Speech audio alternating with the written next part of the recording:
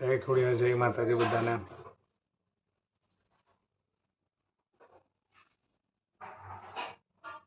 જય માતાજી.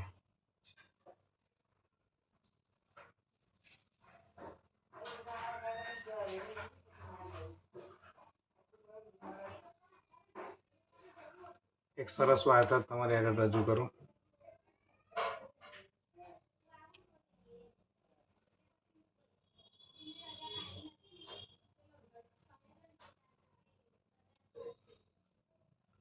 એક દિવસ સવારે ચાલીને ઘરની જરૂરિયાત વસ્તુની ખરીદી કરવા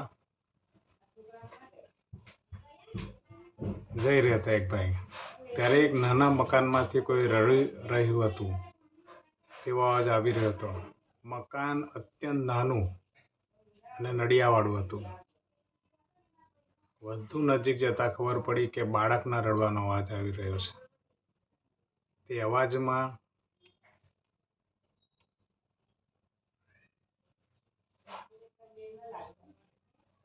એટલું બધું દર્દ હતું કે ઇગ્નોર ના કરી શકાય. ત્યાંથી આગળ ચાલી ન શક્યા અને ત્યાં જ ઊભા રહી ગયા. રડવાનું ઘણી વારથી ચાલુ રહ્યું એટલે હિંમત કરીને તે ઘરની બારી પાસે ઊભા રહ્યા અને અંદર નજર કરી. અંદર એક બાળક રડી રહ્યું હતું અને તેની બાજુમાં ઊભેલી સ્ત્રી કદાચ એની માં હશે એવું લાગ્યું. બે વ્યક્તિ અંદર જ મકાનમાં હતા. બાજુમાં ઊભેલી સ્ત્રી કે જે તે બાળકની માં હતી તે પણ રડી રહી હતી. રહેવાયું નહીં એટલે ઘરમાં અંદર ગયા અને સ્ત્રીને પૂછ્યું કે બેન, તમે તમારા છોકરાને કેમ મારીને રડાવી રહ્યા છો અને સાથે સાથે તમે પણ રડી રહ્યા છો? તો તે સ્ત્રીએ જવાબ આપ્યો કે ભાઈ, આના પિતાજી ગુજરી ગયા છે. અમારી પાસે પણ કોઈ જાતની પૈસાની સગવડતા નથી, જેથી હું લોકોના ઘરે કપડાં, વાસણ અને સાફ સફાઈનું કામ કરીને ગુજરાન ચલાવું છું. ખૂબ જ મહેનત કરીને આને ભણાવવા નિશાળે બેસાડ્યો છે. માંડ કરકસર કરીને ચલાવું છું ત્યારે આના ફીના પૈસા ચૂકવી શકાય છે. અને આ છોકરો છે કે સમજતો જ નથી. રોજ સ્કૂલે મોડો જાય છે અને સ્કૂલેથી છૂટીને ઘરે પણ મોડો આવે છે.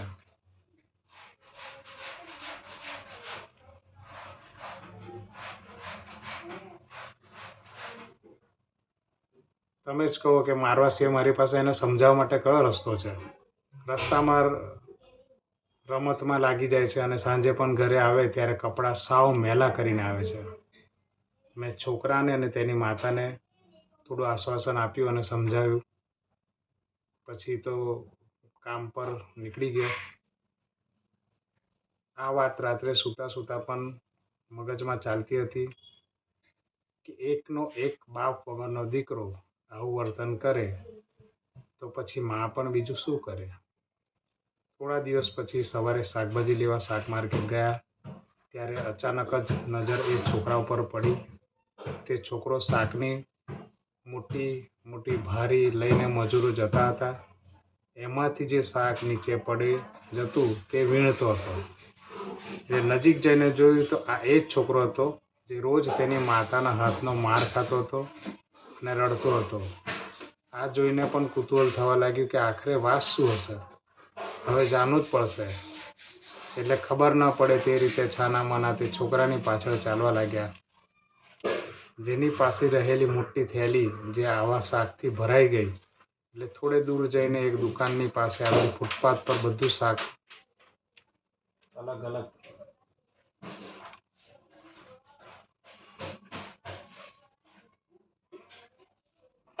કરીને વેચવા લાગ્યો. દુકાન કરતાં સસ્તા ભાવ વેચતો હોવાથી તેનું શાક ઝડપથી વેચાઈ ગયું.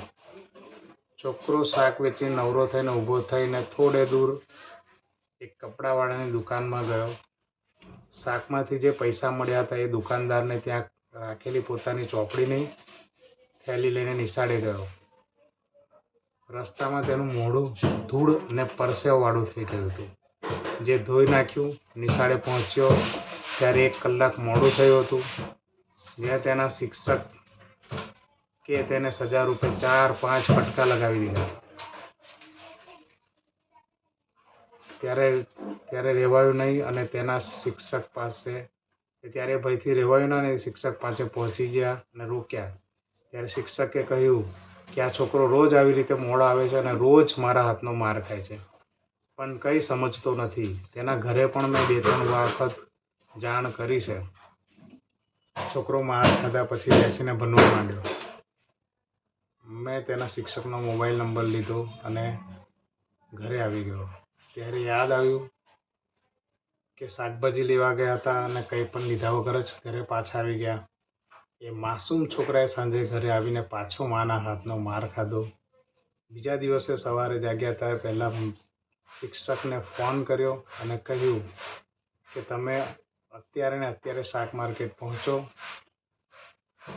ત્યાં હમણાં જ આવું છું.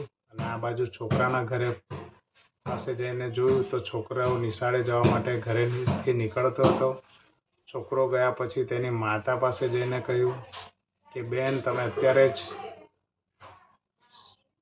શાક માર્કેટ ચાલો, તમને બતાવું કે તમારો છોકરો નિશાળે કેમ મોડો જાય છે. એ સ્ત્રી સાથે ચાલી નીકળ્યા અને રસ્તામાં બોલી રહ્યા હતા કે આજે રસ્તામાં છોકરાની મા બોલી રહી હતી કે આજે આ છોકરાની ખેર નથી, આજે તો તેને જોઈ લઈશ. શિક્ષક પણ અમારી સાથે માર્કેટ પહોંચી ગયા. ત્રણેય ભેગા થઈ ગયા અને એક દુકાનની પાછળ સંતાઈને છુપી રીતે છોકરાને જોઈ રહ્યા હતા. રોજની જેમ આજે પણ છોકરો શાક માર્કેટની ભીડમાં હેરાન થતા પડી રહેલું શાક વીણીને થેલો ભરીને લીધો અને થોડે દૂર જઈ બધું શાક છૂટું પાડીને વેચવા લાગ્યો. બધું શાક વેચાઈ ગયું એટલે કપડાવાળાની દુકાન જોઈને પૈસા આપ્યા. ત્યારે દુકાનદારે કહ્યું, બેટા, તે જે પસંદ કરેલી સાડી છે તેના બધા પૈસા પૂરા થઈ ગયા છે, તો હવે તું સાડી લે તો જા. છોકરાએ સાડી લઈને ચોપડાની થેલી મૂકી દીધી. આ જોઈને તે બાળકની માતા ધ્રુસકે રડવા માંડી અને શિક્ષક પણ ભાવુક થઈ ગયા કે અત્યાર સુધી આપણે મારતા તે છોકરો ક્યાંય ફરવા કે ઇતર પ્રવૃત્તિમાં મશગુલ ન હતો, પણ આવી મહેનત કરીને પૈસા કમાતો હતો. બંનેને એવું લાગતું હતું કે આ માસૂમ પર આપણે સાચું જાણ્યા વગર ઘણો અત્યાચાર કર્યો અને મા અને શિક્ષકને પોતાની ભૂલનો અહેસાસ થઈ રહ્યો હતો. નિશાળનો સમય થઈ ગયો. શિક્ષક પોતાનું સ્કૂટર લઈને નિશાળે ચાલ્યા ગયા અને તેની માતા રડતી રડતી પોતાના ઘરે ચાલી ગઈ. છોકરો ચાલીને નિશાળ પહોંચ્યો ત્યારે રોજની જેમ આજે પણ 1 કલાક મોડો હતો. તે પોતાના ક્લાસરૂમમાં જઈને સીધો ચોપડાની થેલી શિક્ષકના ટેબલ પર મૂકીને માર ખાવા માટે તૈયાર થઈને ઊભો રહ્યો અને પોતાના હાથ લાંબો કરીને શિક્ષકને કહ્યું,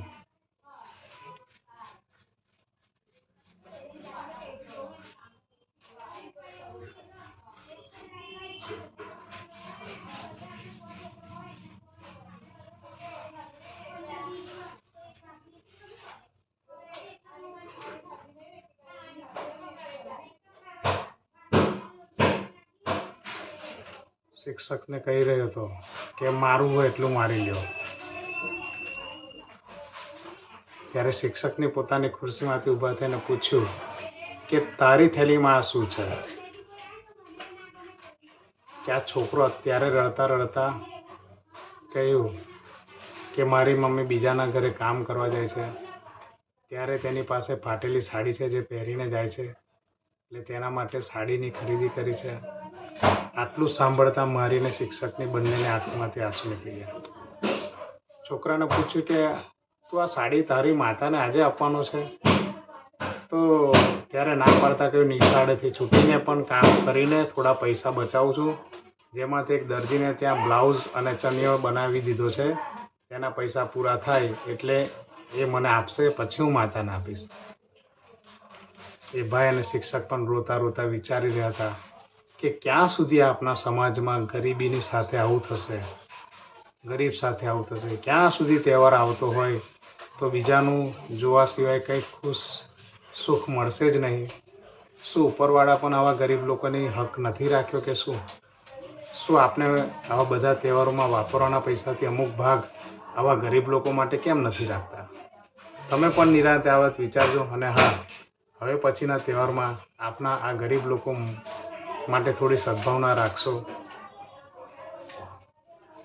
અને આ વાર્તા તમને કેવી લાગી ચોક્કસ કમેન્ટમાં લખજો. હવે ગરીબની આમાં સરસ વાર્તા લખી છે. ગરીબ માણસ હતો, પેલો છોકરાને તો ખબર નથી કે મારું જોઈ રહ્યા છે કોઈ, કારણ કે આજકાલ ગરીબ લોકો પણ આપણે તમે જોતા હોય છે કે બ્રિજ નીચે બધા છોકરાઓ ફરતા હોય છે, પણ એમને દાન કરવાથી તમારું દાન બીજી જગ્યાએ જાય છે. પણ આ ભાઈએ જાતે ચેક કર્યું કે શું કરી રહ્યો છે બાળક, અને એને ખરી દિશામાં એને મદદ કરવાનું મન થયું, ને આ રીતે એક નાની મોટી મદદ કરી હશે અને આપણને એક સરસ મેસેજ મળ્યો આ વાર્તામાં. તો ચોક્કસ આ રીતે આપણે ગરીબોને મદદ કરી શકીએ એવું આ વાર્તામાં જણાવ્યું છે. રૂબરૂ તમે અનુભવ કરી શકો છો. ચાલો, જય માતા, જય ખોડિયાર.